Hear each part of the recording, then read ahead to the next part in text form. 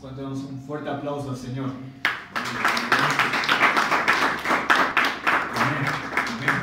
Nos gozamos mucho. Me he dado cuenta, hermano, que estos tiempos el Señor quiere hacer una restauración. Dile a tu lado, Dios quiere restaurarnos. Y yo me quedé ilusionado porque yo dije que voy a compartir, Señor, no se preocupa, pero el Señor quiere restaurarnos. Y saben que la palabra restauración significa también curar, también significa volverlo a restaurar. Digamos, si hay una rajura, es volver a restaurarse y volverlo a hacer como si fuera nuevo. Amén. Y algo que me llamó la atención, yo le pedí al Señor, y Señor, ¿qué quieres para estos últimos tiempos? Y Él me decía, el Señor te da un avivamiento en estos tiempos. ¿Cuánto dicen amén? Y no es la emoción, así, eso dicen de mucho tiempo, ¿no? No, trae un avivamiento. Y estos días con los jóvenes en la iglesia allá en el Alto, estamos haciendo una restauración, pero primero por dentro. Porque por afuera quizás nos vemos bien simpáticos como el que está a su lado, pero por dentro tiene que venir una restauración. Amén. Y estamos pensando en todo eso, estamos meditando y era bien claro cuando el Señor me decía, ¿quieres que Dios te utilice? Tiene que haber una restauración en tu vida. Porque no puede ser un vaso con grietas cuando yo eche mi vino nuevo y tú lo derrames a cualquier lugar. Aún para comenzar algo, hermano, cada persona tiene que ser restaurada. La iglesia también es una casa de restauración. Amén. Muchos venimos de afuera, quizás no sé qué pasamos, pero venimos aquí a la casa de Dios para restaurarnos. Amén. Y me quedé bien impresionado porque un predicador, mejor dicho, un pastor igual habló de esto. Y bueno, el rema que soltó decía: antes de la venida del Señor, la iglesia tiene que ser, la novia tiene que ser restaurada. Y dije, no estoy en mi emoción. Si Dios está revelando esto a hombres tremendos, yo que no soy nada, yo el Señor, pero Dios me dio eso, que tiene que haber una restauración. Amén. Y me llama la atención que había un varón de Dios que se llama en la Biblia Nehemías, que este hombre se puso muy triste. Y en ese tiempo estaba la ciudad de Israel, la ciudad de Jerusalén estaba totalmente en ruinas. Y este hombre dice, va adelante del rey y dice, por favor, quiero volver a mi tierra porque quiero ir a restaurar mi tierra. Y lo que llama la atención que él va y exactamente restaura los muros, pero restaura 12 puertas. No sé si le han compartido esto, espero que sí. Y sí, la palabra profética habló del muladar.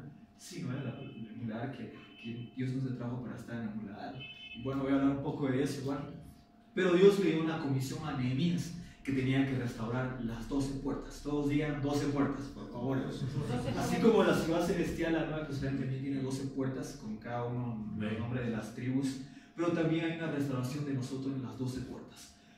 Nosotros, la Biblia dice que somos puertas. Amén.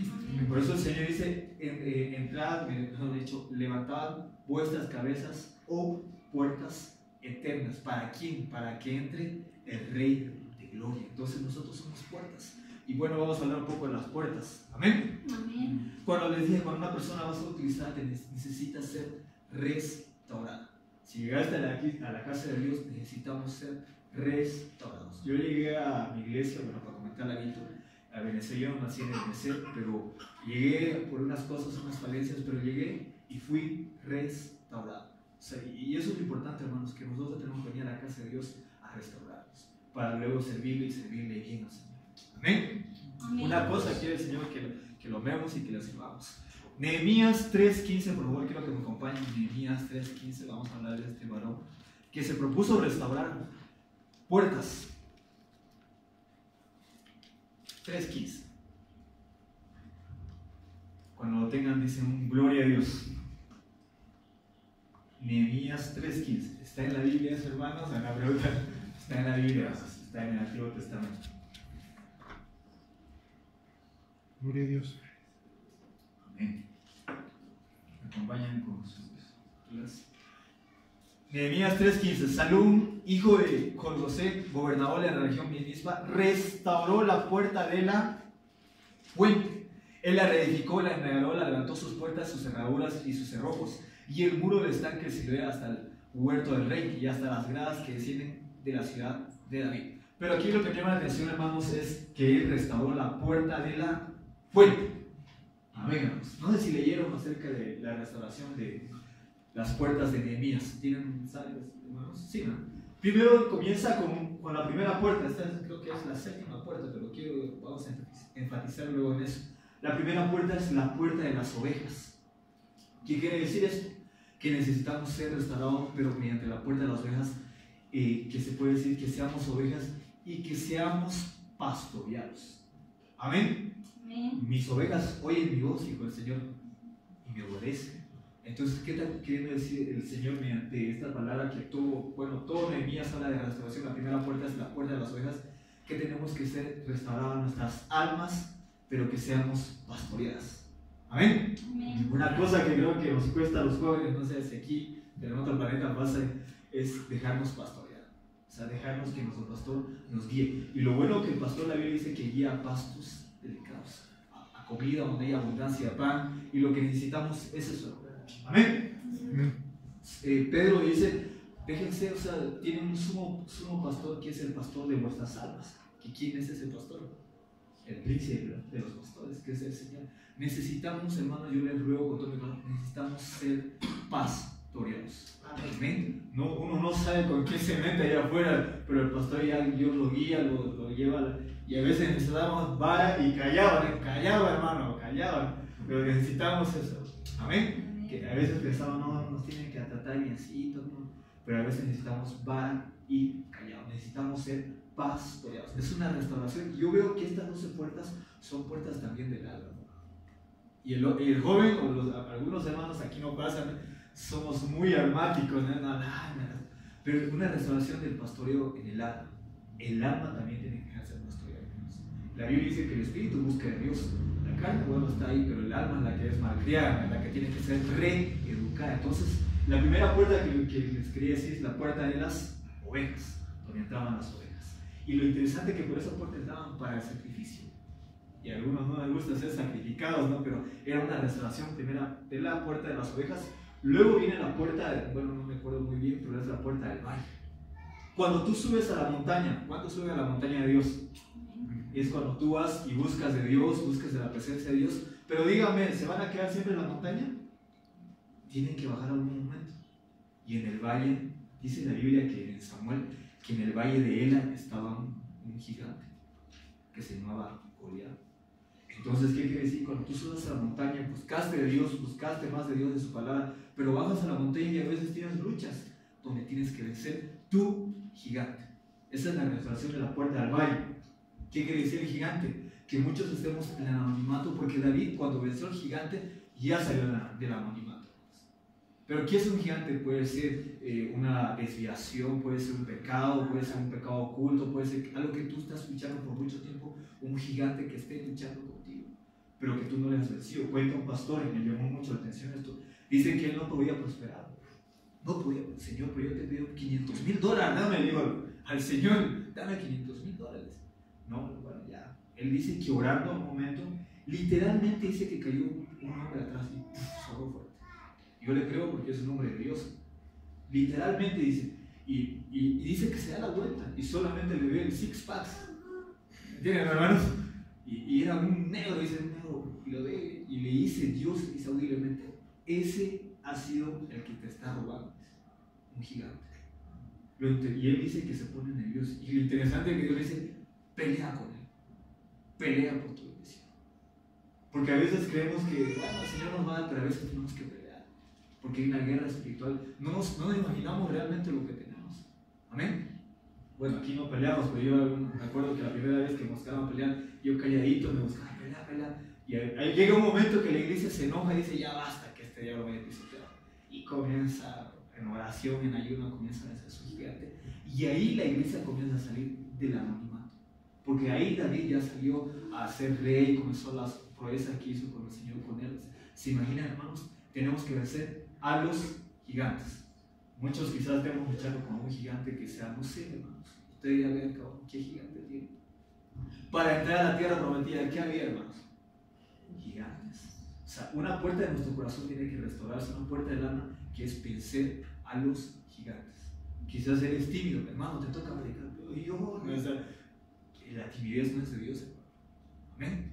Uno cuando conoce a Dios ya lo pierde todo, hermano. No sé si, o sea, lo pierde todo lo malo ya, Señor. Obra en su vida porque el Señor quiere obrar en cada uno de nosotros.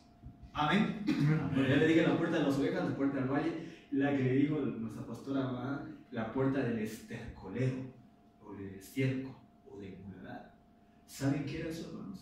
Según la tradición de los judíos, los leprosos no podían entrar a la ciudad. Ellos estaban fuera del campamento, porque eran inmunos.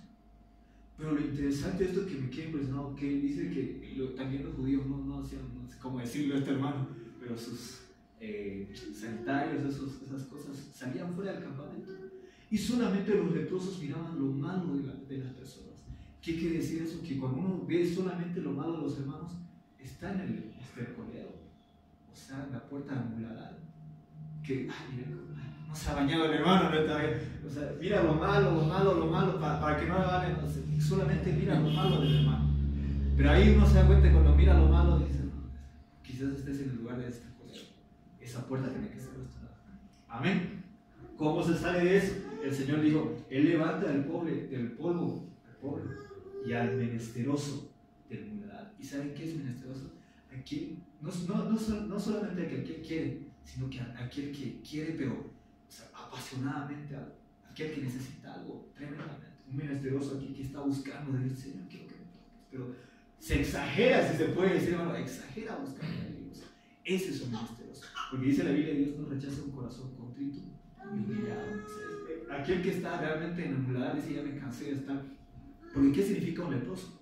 Aquel que estaba con llagas y pecado, que tiene que quitarse el pecado, salir del muladar, ya basta de este lugar, me restauro, entro al campamento, porque eso hizo María cuando habló mal de Moisés, sacaron fuera del campamento y se pudo tener el campamento por causa de una persona. Queremos que la iglesia avance, salgamos del muladar. Amén. Amén. Yo me gozo de eso. Luego viene la puerta de, no sé si te acuerdas, el valle, Muladar, las ovejas, de la fuente. Entremos a la fuente, hermano, porque ya mi tiempo me va a volar, si no. Pero quiero que les dejo esa tarea, es que a veces queremos que nos den así, ¿no? En la boquita, a ver la boquita, hermano. Tenemos que escudriñar, seamos como la iglesia de Berea. ¿Qué tal? Yo digo cosas, hermanos, que ni siquiera está en la Biblia. Dice que la iglesia de Berea era bien noble. Y iba y, Pablo, ¿dónde sacaste esto? Escudriñaba las escrituras. Amén. Y gracias a Dios estamos en Ebenezer. Ebenezer es donde la palabra es abunda. Amén. Y no solamente abunda, sino que nos gusta. Y como decía un hermano de Honduras, me gusta, pero más me gusta vivirla. Y es verdad. Amén. Empezamos entonces. Bueno, viene la restauración de la fuente, de la puerta de la fuente. ¿Qué quiere decir esto, hermanos? Le dije que la palabra restaurar es curar, reparar, ayudar, fortificar, atar, ligar, restringir y conquistar. La fuente de agua simboliza las bendiciones espirituales permanentes e inagotables que vienen del Señor.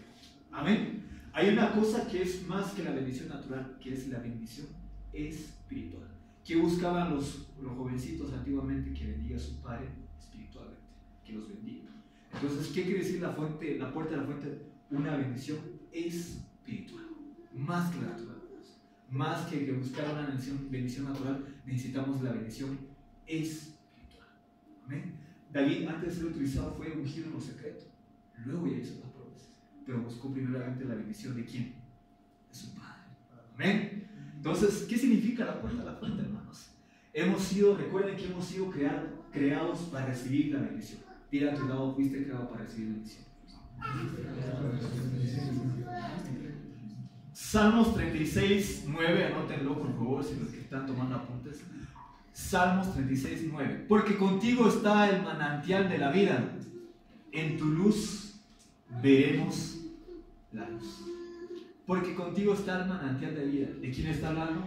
Del Señor. ¿Qué es el manantial de vida? ¿Alguna vez fueron a ver un manantial, hermanos? Es algo bello. Y mucho mejor cuando es cristalino, ¿no? Dice, qué belleza, me hagan de bañarse. Pero el Señor dice, contigo está el manantial de la vida. Recuerden que solamente Dios es la vida. No sé si ustedes, pero a mí, yo no me puedo volver atrás, por nada.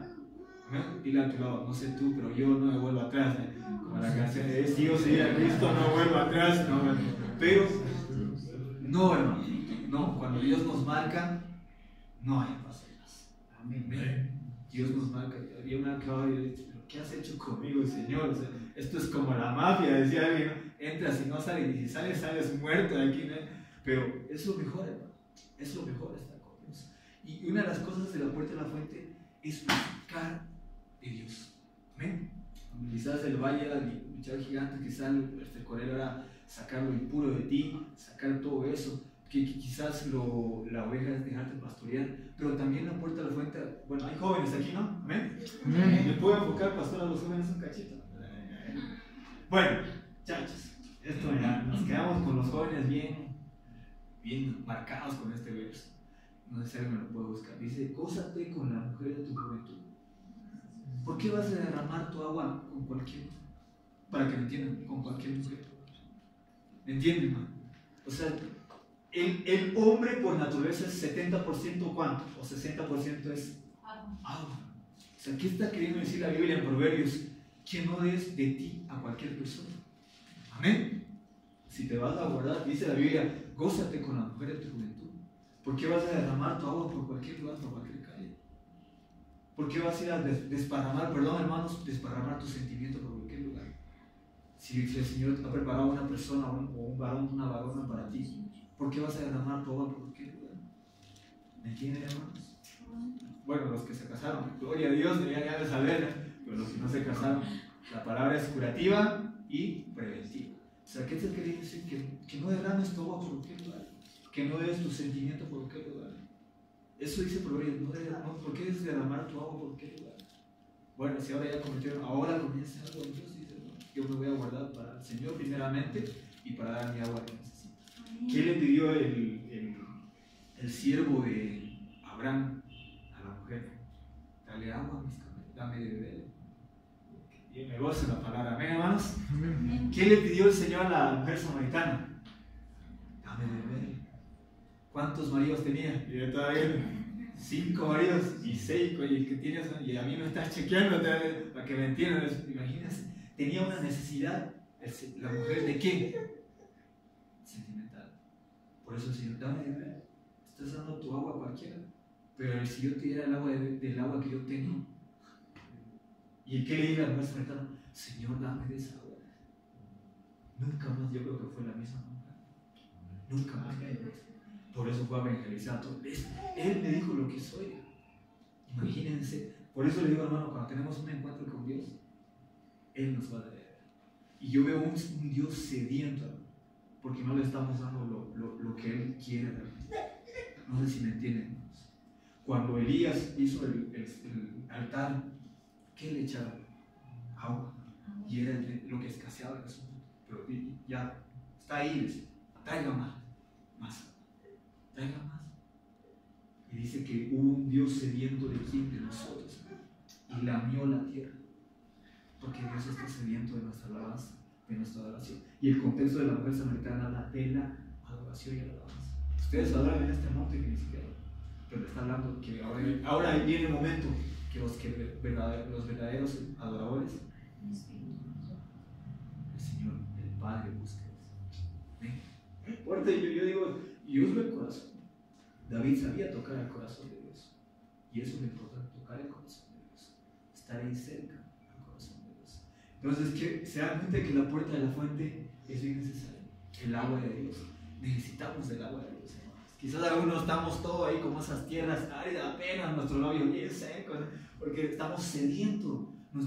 Como el salmista decía, mi alma tiene sed. Imagínense. Y lo interesante es que ese Salmos está hablando de los hijos de Coré que escribieron ese Salmo, cuando dice, es como el ciervo que brama por las aguas, así clama mi alma por ti. Es uno de los hijos de Coré que eran gente que lo menospreciaban. Pero aquí estamos algunos menospreciados, ¿no? Que Dios nos trajo aquí, nos está utilizando, nos está dando de su agua, porque estamos sedientos de quién? Del Dios vivo, hermano. Dios está vivo, hermanos. Si no lo hemos conocido una faceta de Dios está vivo. Y Él tiene un agua que quiere darnos el día de hoy. Amén. Amén. Gozamos, hermano. Yo estoy bien gozo porque qué bonito cuando el Señor nos da un mensaje. Qué bonito cuando otros copy-paste, copian un mensaje y ya. No, pero qué bonito cuando Dios diga, esto quiero para el pueblo. Una restauración. Yo lo estoy compartiendo no solamente a los jóvenes, a la iglesia.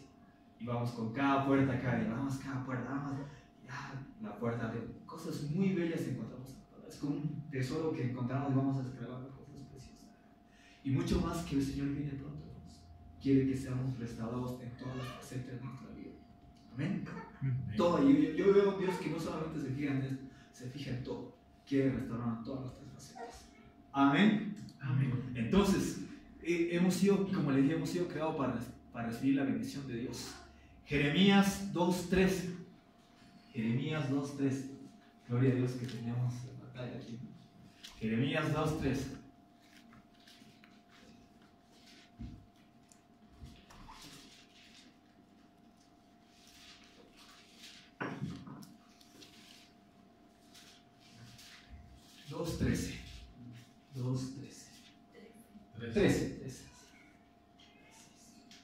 Los que no trajeron Biblia aquí ya tienen la oportunidad.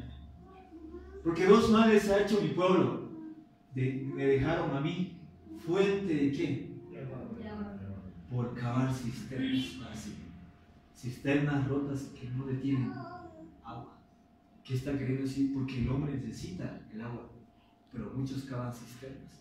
El joven por naturaleza necesita afecto y buscan afecto en otro lado. Detienen. Pero ¿qué dice aquí? Pero no me han dejado a mí, que soy fuente de agua viva. No hagamos eso. Entremos a la fuente del agua viva. ¿Cuál es la razón de la vida para nosotros? Díganme, ¿cuál es la razón para vivir de cada uno de ustedes? ¿Por qué viven? ¿Por qué viven, hermanos? Yo, hermanos, antes de que me llame el Señor, yo creo que tenía que morir. Bueno, solo Dios sabe. Porque yo me paré una vez en un lugar céntrico y estaba bien mal. Y miré a un joven que tenía las fuerzas. Y yo le dije, yo creo que Dios me escuchó. Y yo le dije, si me dieras el vigor de ese joven, las fuerzas, yo te serviré. Entonces, ¿cuál es el motivo de tu vida? ¿Cuál es nuestro motivo? ¿Por qué estamos viviendo aquí?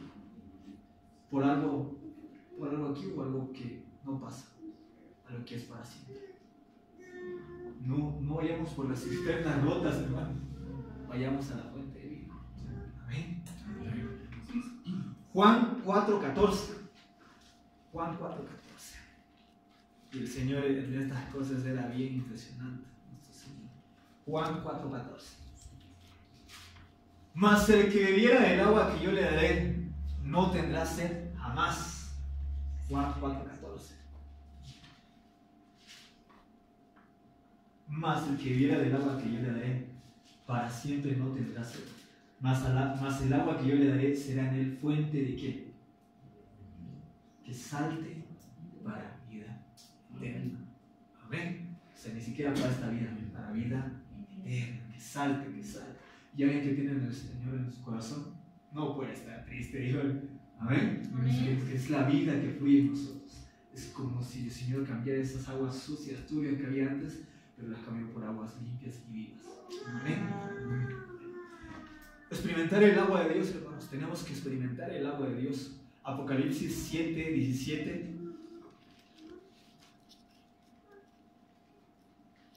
Ya voy a entrar. Recién estoy en la introducción, hermanos. Apocalipsis 7:17.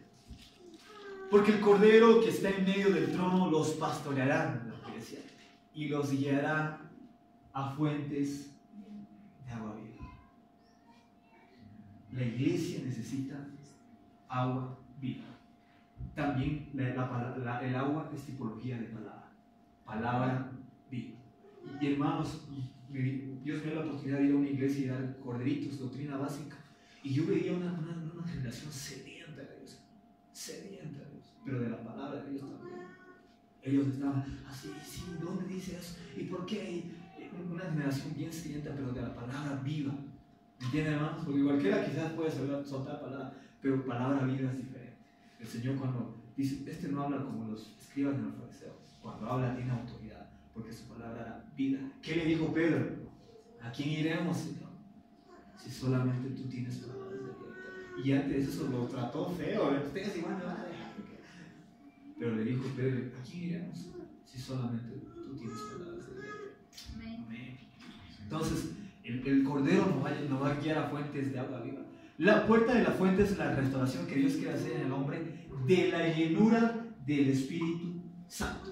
Ahora sí van a entender. Entonces, si Dios quiere restaurar la puerta de la fuente, es la llenura del Espíritu Santo. ¿Qué te llena, hermano? El agua, hermano. Una de las cosas que nos llena, el alimento. Pero Dios quiere que seamos una iglesia llena.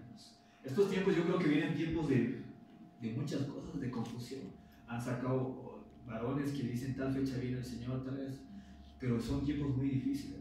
Son tiempos, dicen que los caracteres de los últimos tiempos serán igual. Marcas que el enemigo está marcando en personas. Pero nosotros uno tiene que estar lleno, ¿pero de qué? Del agua de Dios, del Espíritu de Dios. Porque es como una marca, Señor, es las alas del Espíritu Santo que puso en nosotros. Amén. Pero llenarnos de qué? La Biblia dice de la abundancia del corazón. O sea, clarito, hermano. Cuando hablen con alguien, clarito va a saber cómo está su corazón. No te cuento que mi chica se hace, ya está llena de su chica, ¿entiendes? O te cuento que mi trabajo ya está lleno. Pero alguien que está lleno de Dios, solo eso sale. Hasta en el curso, amén, se le sale, ¿eh? O sea, todo eso se lo sale. Pero cuando uno está lleno de Dios es otra cosa. Amén. Entonces, ¿qué significa la puerta de la fuente? La restauración de la llenura de Dios. Que seamos llenos. Y luego salga con el canto, lléname, lléname. O sea, que seamos. Y hermanos, es diferente cuando Dios nos toca. Es un cambio nosotros. Creo que fue hace 3 domingos. Imagínense, recién yo hubo una visitación del Señor en la iglesia. Realmente nos quedamos bien porque tenemos que buscar la iglesia. Y ahí sí, o sea, y lo interesante es que me dio una profecía, pero de corrección. Dijo, ya, estoy dando esto. Señor, ya basta. Como la puerta de la fuente, este gigante me ha revolcado, ya me cansé de todo eso. Señor, aquí estoy. Y ahí vino una palabra. Yo sentí que el Señor me revestía de una armadura. Y uno, a veces se me emociona, pero vino la confirmación. Dios te está dando, nuestro pastor, Dios te está dando escudo, Dios te está dando espada. Yo, no es mi emoción. O sea, es como si el Señor me estuviera revistiendo y cambiándome y volviéndome a llenar. Y yo no vengo a hablar, el hermano dijo que hay que llenarse. Lo que hemos vivido y lo que hemos visto, eso predicamos con los apóstoles. Amén. Entonces viene un momento que la iglesia tiene que ser llena. Yo les aconsejo, les exhorto, llenémonos de Dios. Para que no venga nadie y nos lleve por otros caminos, sino que seamos llenos de Dios. Y esto es para el que tiene sed. ¿Amén? ¿Cuántos tienen sed de Dios? Tenemos que tener una. Y no, ya hace 1985 me tocó el Señor, ¿verdad? No, es cada vez. Es como ir al surtido. ¿Cuántos tienen carro? O sea, si no tiene gasolina, no anda. Y muchas personas apenas están con las pocas reservas que tienen, están dando. Y es venir al surtidor, ¿entienden, hermanos? A la casa de Dios, a llenarnos. Y salir allá al valle y a luchar. Y venir al surtidor y llenarnos. Pero digan, no, para ir a la casa de Dios es venir a llenarnos de la palabra, de la alabanza, del amor fraternal, todo eso. La llenura nos transforma. ¿Amén, hermanos? Amén. Y es verdad, hermano. Ya no somos los mismos. Esa vez se paraba riendo a medio mundo. Hermano, ¿cómo estás? Dios te bendice. Porque sentía que el Señor me llenó y era una llenura. O sea, no sé, hermano, de mí desde que me convertí hace mucho tiempo, pero recién pasó esos 3 domingos. Y de ahí el Señor abrió muchas puertas. Dios me da la oportunidad, creo que ir a visitar el Benecer de Santa Cruz. O sea, eso es muy bueno. Pero ve el corazón. Pero cuando tú te decides realmente, Señor, aquí estoy. Quizás estoy con grietas, un vaso con grietas. Restáurame y llena. ¿Amén? Restáurame y llena. Y eso es todo. Entonces, ¿qué provoca la llenura de Dios? ¿Quieren saber, hermanos? ¿Para qué no piensan? Estoy lleno, ¿verdad? Pero ¿para qué nos sirve la llenura de Dios? ¿Para qué nos sirve? Lucas 4.1, por favor, hermano, ya me gustó la pantalla. Lucas 4.1.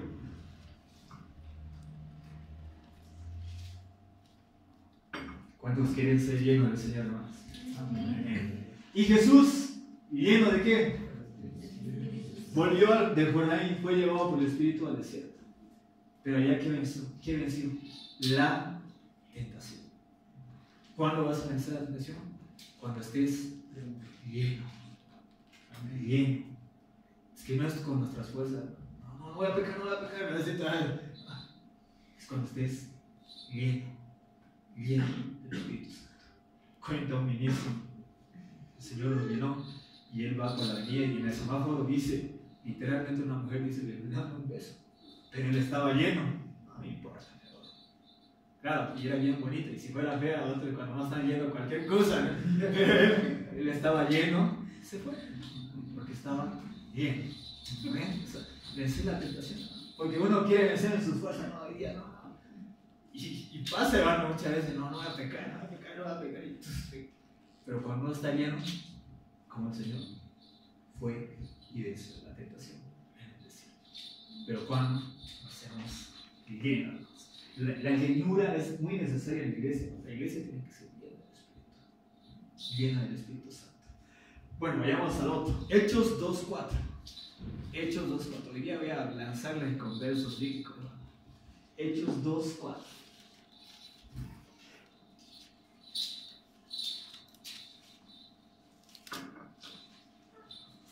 Y fueron todos estos llenos del Espíritu Santo y comenzaron a hablar en otras lenguas, como el Espíritu les daba que hablasen.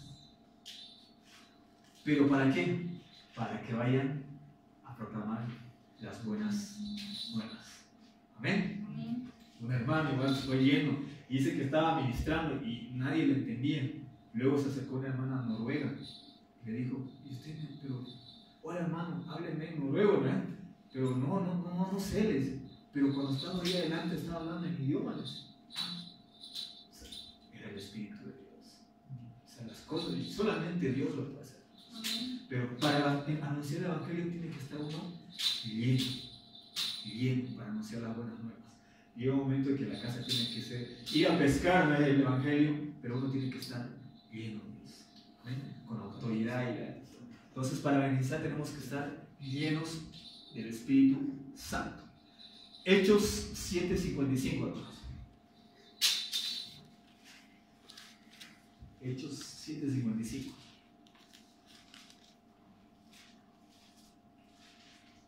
Wow, esto me impresiona mucho. Mas él, hablando de Esteban, estando lleno del Espíritu Santo, puesto los ojos en el cielo, ¿qué vio?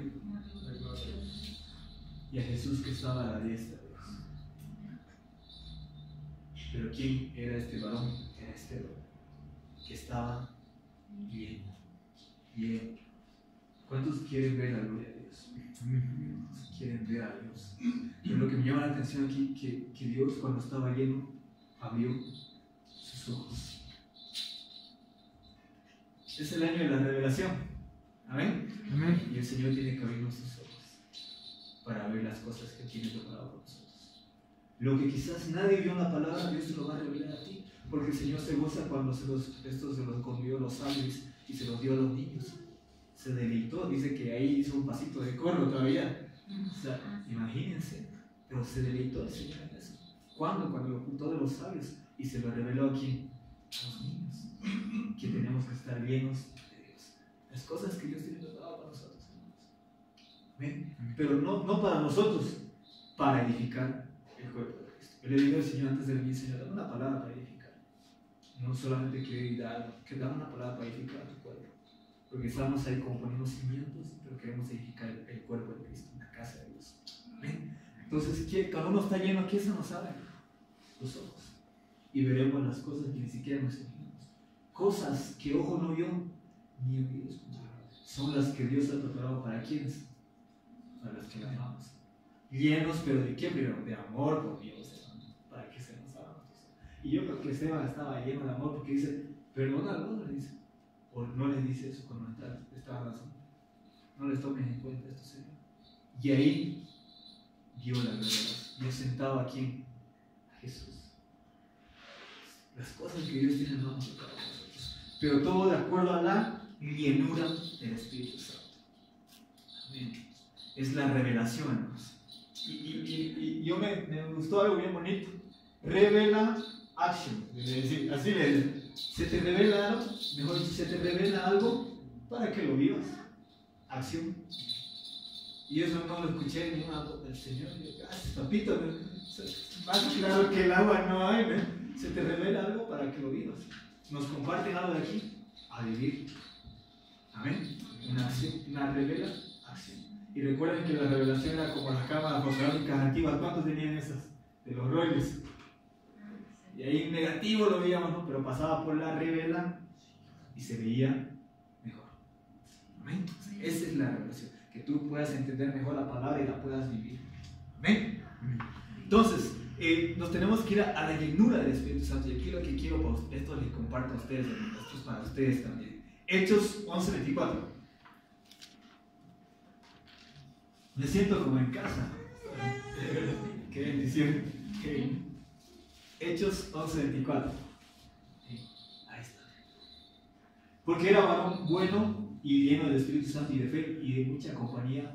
Y mucha compañía fue agregada. ¿Cuándo? Cuando estaba lleno.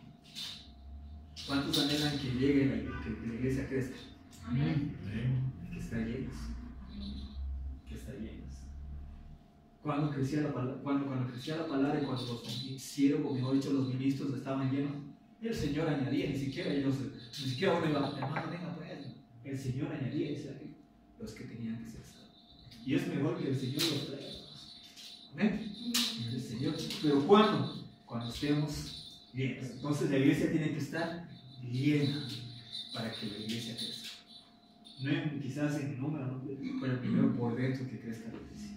¿Amén? Además ya va a repercutir en eso. Entonces, llenos, y quiero que marquen sus corazones, fuente y llenura, fuente y llenura. Que vayas a la fuente de la vida eterna y que te llene. Amén. Amén. Entonces, ¿qué más? Vemos que hay una multitud. Hechos 13:52, ya estamos en tiempo, veo. Hechos 13:52. Hechos 13:52.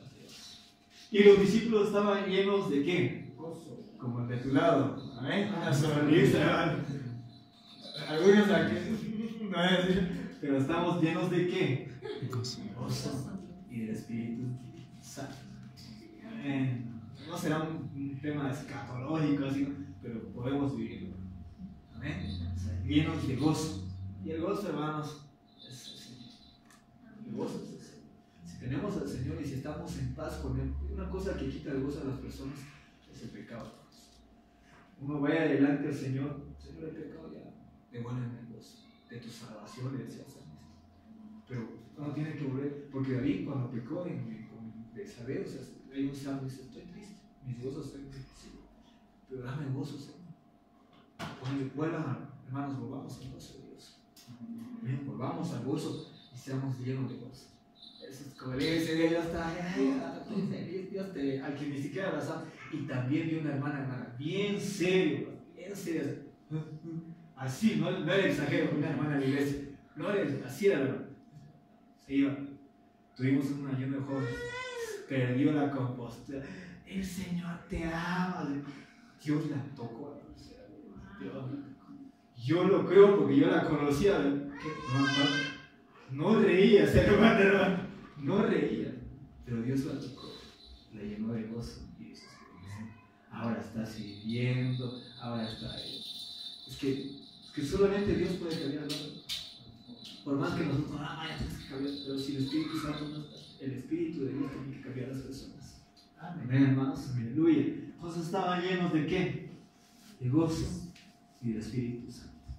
¿Qué vemos? Sí, bien, y leí todo Hechos. Entonces Dios quiere hacer una restauración como la iglesia antigua, primitiva, si se puede decir, que era bien. Porque como fue en el principio, va a ser en el final. No sé si me entienden. Como fue en el principio, la iglesia tiene que terminar llena de Dios. Y eso es lo que queremos. La llenura del Espíritu Santo es indispensable para que nosotros seamos guiados por Dios, para que estemos en la perfecta voluntad de Dios. Dice que los que son guiados por el Espíritu de Dios, esos son hijos de Dios. O sea, no cualquier Dios, hijo de Dios, los que son guiados, que el Espíritu de Dios dijo tal. ¿Quién nos guiaba a los hechos de los apóstoles? El Espíritu de Dios, te quiero que vayas allá, quiero que hagas esto. Era el Espíritu de Dios que nos guiaba. ¿Amén, hermanos? Amén. Amén.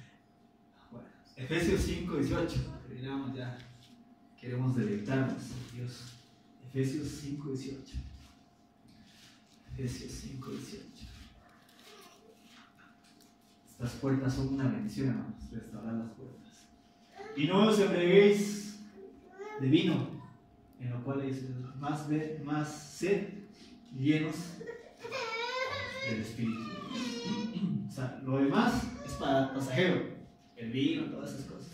Más bien seamos llenos del Espíritu de Dios. Todo es disolución, hermanos. Todo es pasajero. Por favor, con todo respeto, si acompañas en el teclado.